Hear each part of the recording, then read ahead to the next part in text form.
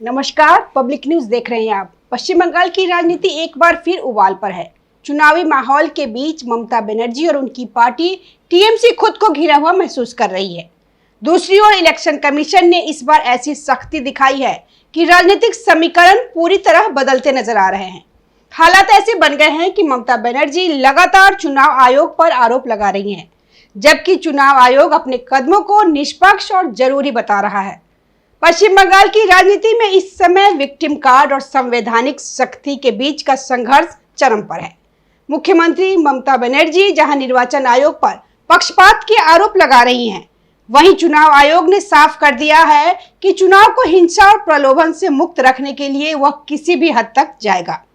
पश्चिम बंगाल में लंबे समय से चुनाव के दौरान हिंसा, धमकी और कथित अनियमितताओं की खबरें आती रही है।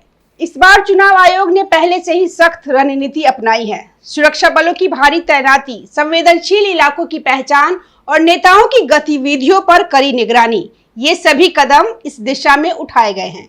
इस सख्ती का सबसे ज्यादा असर टीएमसी पर दिखाई दे रहा है। पार्टी जो लंबे समय से राज्य की सत्ता में है, अब खुद को नियंत्रण में बंधा हुआ महसूस कर रही है। ममता बनर्जी बार बार यह आरोप लगा रही हैं कि चुनाव आयोग उन्हें और उनकी पार्टी को टारगेट कर रहा है, लेकिन दूसरी ओर चुनाव आयोग का कहना है कि वह सभी दलों के लिए समान नियम लागू कर रहा है। इस पूरे विवाद को और हवा तब मिली जब कुछ कथित व्हाट्सएप चैट सामने आई।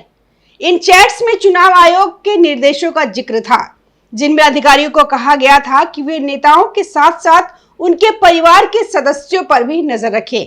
इन्हीं निर्देशों में रुचिरा बनर्जी का नाम भी सामने आया, जो अभिषेक बनर्जी की पत्नी है। निर्देशों के मुताबिक आशंका जताई गई है कि चुनाव के दौरान पैसों का लेन देन सीधे नेताओं के बजाय उनके परिजनों के जरिए किया जा सकता है, इसलिए उन पर भी नजर रखना जरूरी है। चुनाव आयोग को आशंका है कि नेताओं पर कड़ी नजर होने के कारण फंड ट्रांसफर या पैसों का हेरफेर परिवार के सदस्यों के जरिए किया जा सकता है, क्योंकि कई बार जो नेता होते हैं वो डायरेक्ट ये सब काम नहीं करते, वे खुद नहीं, क्योंकि उनके ऊपर नजर होती है तो अगर कुछ भी करेंगे तो पकड़े जा सकते हैं। इसलिए उनके जो परिवार वाले हैं, घर वाले हैं, उनके जरिए घुमाकर ये सब चीजें की जाती है। तो इसीलिए रुचिरा बनर्जी पर भी नजर रख रहा है चुनाव आयोग कि कहीं उनके जरिए भी पैसों का हेरफेर हो सकता है। रुचिरा बनर्जी का नाम पहले भी कोयला तस्करी में आ चुका है। इनसे पूछताछ हुई थी तो वो भी पार्टी की चीजों में या अभिषेक बनर्जी से जुड़े हुए कामों में इन्वॉल्व रहती है। इसीलिए रुचिरा बनर्जी का नाम भी निर्देशों में है और यह बोला गया है कि पर्यवेक्षकों की, नेताओं की और मंत्रियों की गाड़ियों की व्यापक जांच हो, अच्छे से जांच की जाए। अब ऐसा नहीं है कि सिर्फ टीएमसी के नेताओं की, अब मंत्री तो टीएमसी के ही हैं, बीजेपी, कांग्रेस और जो कम्युनिस्ट पार्टी है उसके तो है नहीं, लेकिन नेता जो है वो दूसरे भी है, उनकी भी जाँच की जाएगी। लेकिन ममता बनर्जी को तकलीफ हो गई कि दूसरे की करो तो करो, हमारी क्यों कर रहे हो, और इसलिए इसके ऊपर आग बबूला हो उठी कि हमको टारगेट किया जा रहा है। विपक्ष का आरोप है कि टीएमसी के कई नेता और उनसे जुड़े लोग इस तरह के मामलों में शामिल रहे हैं, जबकि टीएमसी इसे पूरी तरह राजनीतिक बदले की कार्रवाई बताती है। आयोग ने पर्यवेक्षकों को, मंत्रियों को, उनके परिजनों के वाहनों की सघन तलाशी लेने के निर्देश दिए हैं ताकि अवैध धन के इस्तेमाल को रोका जा सके। इस खुलासे के बाद ममता बनर्जी काफी नाराज नजर आई। उन्होंने इसे निजी जीवन में दखल और राजनीतिक साजिश बताया। चुनाव आयोग ने इन चैट्स को खारिज नहीं किया, बल्कि स्पष्ट किया कि डिजिटल माध्यमों का उपयोग त्वरित निर्देशों के लिए किया जाता है और कानून के दायरे में किसी पर भी नजर रखना उसका संवैधानिक अधिकार है। चुनाव आयोग ने इस बार पश्चिम बंगाल के कई जिलों को हाई रिस्क श्रेणी में रखा है, खासकर मुर्शिदाबाद, पूर्वी मेदिनीपुर, पश्चिमी मेदिनीपुर, बांकुड़ा, वीरभूम और मालदा जैसे इलाकों में भारी संख्या में केंद्रीय सुरक्षा बलों की तैनाती की गई। मुर्शिदाबाद को विशेष रूप से संवेदनशील माना गया है। यहाँ सैकड़ों कंपनियों की तैनाती की गई है ताकि किसी भी प्रकार की हिंसा या गड़बड़ी को रोका जा सके। इलाकों को 2 पुलिस जिलों मुर्शिदाबाद और जंगीपुर में बांट दिया गया, जिससे प्रशासनिक नियंत्रण और मजबूत हो सके। अकेले मुर्शिदाबाद क्षेत्र में 316 कंपनियां तैनात की गई, जिनमें से 240 कंपनियां केवल मुर्शिदाबाद जिले में होगी। इसका अर्थ है कि लगभग 32,000 सुरक्षा बल केवल एक ही क्षेत्र में तैनात होंगे।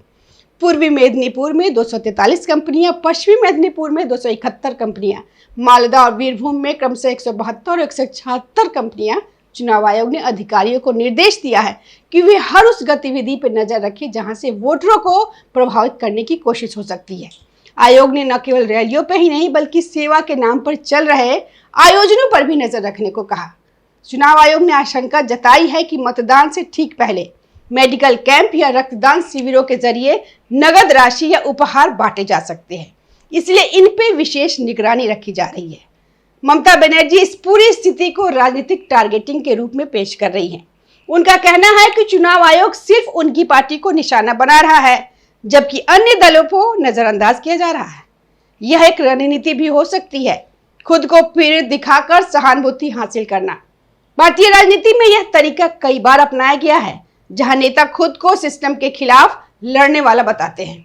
इस बीच एक और विवाद तब सामने आया जब दक्षिण कोलकाता के एक चुनाव अधिकारी ने सोशल मीडिया पर एक पोस्ट शेयर किया। दक्षिण कोलकाता के जिला निर्वाचन अधिकारी के एक सोशल मीडिया पोस्ट ने टीएमसी के भीतर हलचल मचा दी। निर्वाचन अधिकारी ने एक फिल्मी गाने के जरिए लोगों को निडर होकर वोट करने की अपील की और मजाक में लिखा है कि जिन गुंडों और अपराधियों को इससे जलन होगी वे अपने पास बर्नॉल या बोरोलिन रखें। यह संकेत देता है कि जो लोग इससे जलेंगे उन्हें इसकी जरूरत पड़ेगी।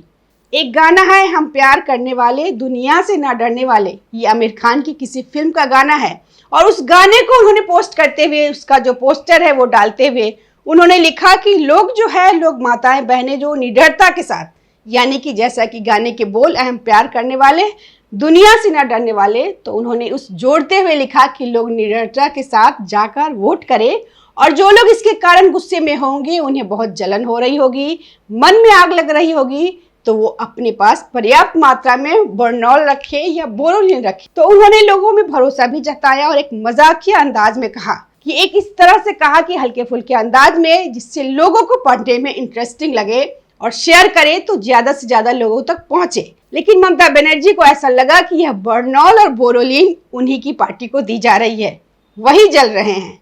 उन्होंने तो लिखा था कि इससे जिनको जलन लगेगी, जिन गुंडों और अपराधियों को, उन्होंने यह भी लिखा था कि जिन गुंडों और अपराधियों को इससे जलन होने वाली है वो बोरोलिन और बर्नॉल रखे। अब क्या टीएमसी वाले गुंडे और अपराधी हैं?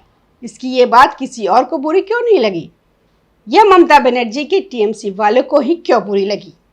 आप यह भी तो दिखाते हैं कि लेकिन टीएमसी की तीखी प्रतिक्रिया चोर की दाढ़ी में तिनका वाली कहावत को चरितार्थ करती है। ममता बनर्जी केवल चुनाव आयोग से ही नहीं बल्कि कई राजनीतिक प्रतिद्वंदियों से भी घिरी हुई है। कांग्रेस के राहुल गांधी और असदुद्दीन ओवैसी जो एआईएमआईएम से हैं, मुस्लिम बहुल इलाकों में टीएमसी के वोट बैंक में सेंध लगा रहे हैं। ओवैसी खुलेआम आरोप लगा रहा है कि ममता मुसलमानों को केवल वोट मशीन समझती है। बीजेपी ने इस बार बंगाल में अपनी पूरी शक्ति झोंक दी है, जिससे टीएमसी को अपनी परंपरागत सीटों पर भी कड़ा संघर्ष करना पड़ रहा है। आईपैक के अधिकारियों की धरपकड़ और संदेश खाली जैसी घटनाओं के बाद अदालतों से मिली फटकार ने ममता बनर्जी की छवि को विक्टिम से बदलकर संरक्षक यानी अपराधियों की बना दी है। पश्चिम बंगाल में चुनाव के दौरान हिंसा का इतिहास रहा है। कई बार मतदाताओं को धमकाने, बूथ कैप्चरिंग और अन्य घटनाओं की खबरें सामने आती रही है। इसी कारण इस बार चुनाव आयोग ने पहले से ज्यादा सख्ती बरतने का फैसला किया है। यहां तक कि सुप्रीम कोर्ट ने भी पहले ऐसे मामलों में केंद्रीय बलों की तैनाती को जरूरी बताया है। पश्चिम बंगाल का यह चुनाव केवल सत्ता की लड़ाई नहीं रह गया बल्कि एक प्रशासनिक शक्ति, राजनीतिक रणनीति और जनभावनाओं का जटिल मिश्रण बन चुका है।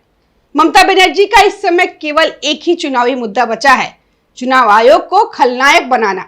जब कोई सरकार अपने विकास कार्यों पे वोट नहीं मांग पाती तो वो संवैधानिक संस्थाओं को अपना प्रतिद्वंदी बना लेती है। बंगाल में इस बार फर्जी वोटिंग, घुसपैठियों के वोट और डरा धमकाकर वोट लेने की प्रक्रिया पर चुनाव आयोग ने डिजिटल और फिजिकल दोनों तरह की नकेल कस दी है। यह फ्रस्ट्रेशन और कुंठा इसी बात का प्रमाण है कि इस बार चुनाव स्टीम रोलर या धमकियों से नहीं बल्कि सुरक्षा बलों के कड़े पहरे में जनता की वास्तविक इच्छा से होगा। कुर्सी जाने का डर ममता बनर्जी के भाषणों और व्यवहार में साफ दिखने लगा है। धन्यवाद, मिलते हैं अगली वीडियो में, तब तक जुड़े रहिए हमारे साथ। ताज़ा खबरों से जुड़े रहने के लिए हमारे चैनल को सब्सक्राइब करें और बेल आइकन को दबाना ना भूलें ताकि हर खबर की नोटिफिकेशन आपको मिलती रहे।